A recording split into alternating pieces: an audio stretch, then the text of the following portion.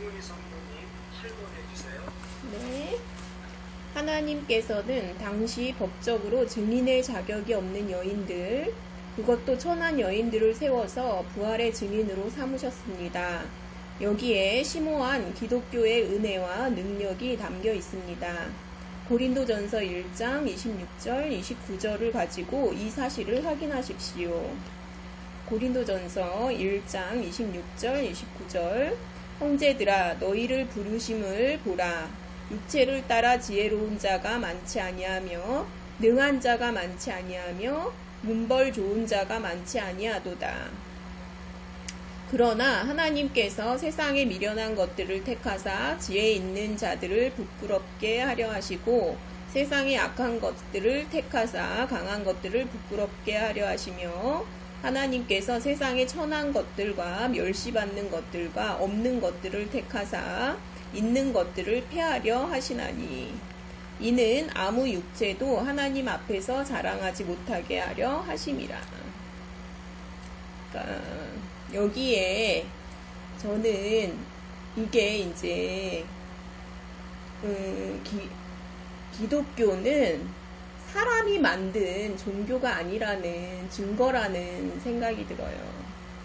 그러니까 이 기독교는 그리스도를 믿는 이 신앙은 하나님이 시작하신 거라는 이게 확실한 증거라는 생각이 들어요. 왜 그러냐면 그 당시는 1세기였어요. 1세기. 2000년 전이거든요.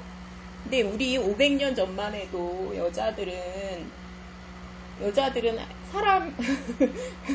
사람에도 끼지 못했어요. 진짜 사람 취급도 못 받았었어요. 근데 이제 그때도 마찬가지거든요. 2000년 전에도 유대인들이 숫자를 셀 때도 여자와 아이들은 다 빼고 셌잖아요.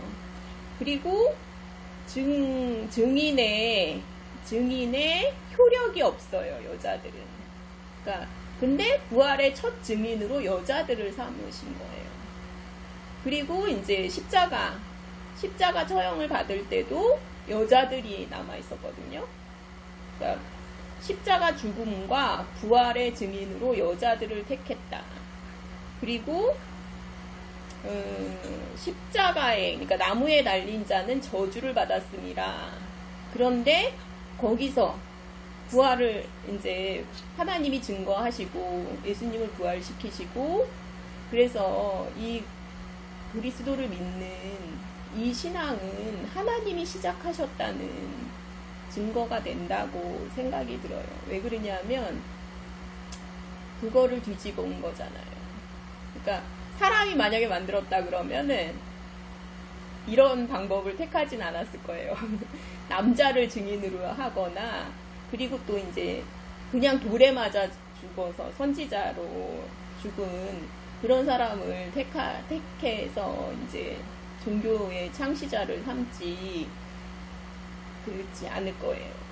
그러니까 이거는 하나님이 시작하신 거라는 진짜 확실한 증거라는 그런 마음이 들어요. 그러니까 그리고 이제 여기에 나오지만 이는 아무 육체도 하나님 앞에서 자랑하지 못하게 하려 하심이라. 그러니까 역전의 법칙인데, 그러니까 어떤 육체도 그러니까 영광을 받을 수가 없는 거예요. 그러니까 여기에는 뭐 가난하고 없는 것들 뭐 이런 사람들만 얘기하는 게 아니라 모든 육체는 자랑을 할 수 없는 거예요. 하나님 앞에서. 그러니까 이 모든 것을 하나님이 하셨다라는 것을 증거하는 게 이제 그 부활의 첫 증인으로 여자를 택한 게 그렇다는 마음이 들고요. 제가 이제 좋아하는 구절이 있는데 그게 이제 뭐냐면은 예레미야 31장 22절에 보면 패역한 딸아 내가 어느 때까지 방황하겠느냐 여호와가 새 일을 세상에 창조하였나니 곧 여자가 남자를 안으리라 하는 예언이 나오거든요. 그러니까 부활의 증인으로 여자를 택하시겠다 하는 게 이렇게 이제 그 성경에 나와 있고, 그리고 이제 성경을 응하게 하시는 그 목적으로 막달라. 저는 이제 이 예수님의 부활을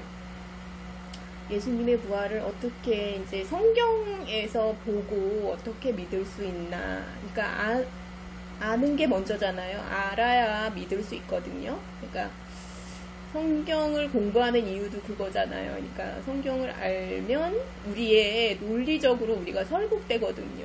하나님의 논리는 우리보다 훨씬 인간의 지혜를 훨씬 뛰어넘는 거기 때문에 저는 이제 부활의 확실한 증거로 뭐를 이제 얘기하고 싶냐면 그 예수님의 육신의 동생들은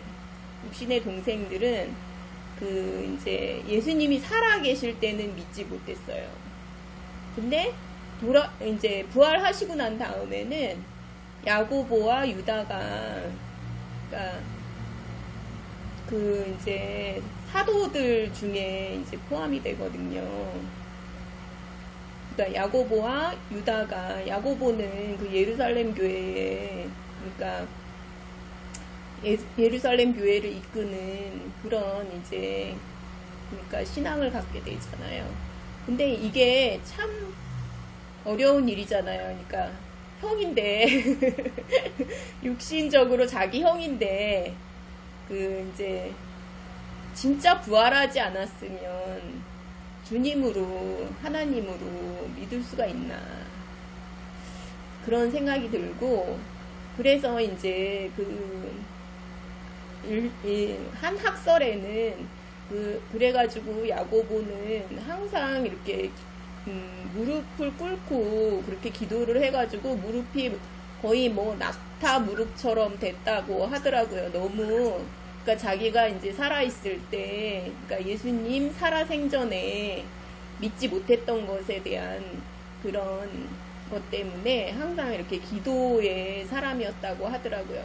그래서 항상 무릎을 꿇고 기도를 많이 해서 낙타 무릎처럼 됐다고 이제 그러는데, 그 육신의 동생들이 믿게 되는 거는 부활하시지 않으면은 이거는 진짜 어렵거든요. 그러니까 형이 어느 날 내가 메시아야 이러면은 누가 믿어요. 만약에 이제 진짜 부활하지 않았다 하면 진짜 믿을 수 없는 거거든요.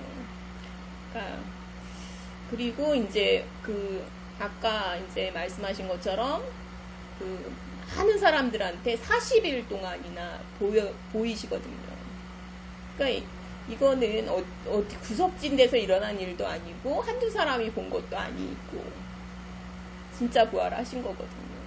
그러니까 그렇다는 마음이 들고요. 그리고 이제 아까 그 나를 붙들지 말라, 내가 아직 아버지께로 올라가지 아니하였노라. 이거는 이제 예수님이 부활하신 몸은 저는 이제 어떻게 생각을 하냐면 우리 이 몸이 아니에요. 부활은 완전히 새로운 생명체거든요. 부활한 몸은. 그래서 하늘로도 막 올라갈 수도 있고, 그리고 뭐 장소도 이렇게 우리처럼 막 이렇게 피곤하게 걸어가는 게 아니라 순간 이동도 할 수 있고 막 이렇다는 생각이 들어요.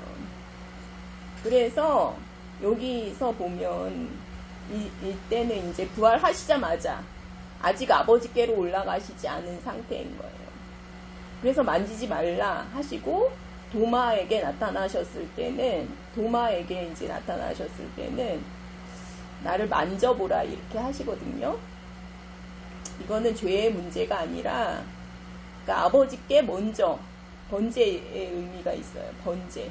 그러니까 하나님께 먼저 드려지는 제사죠.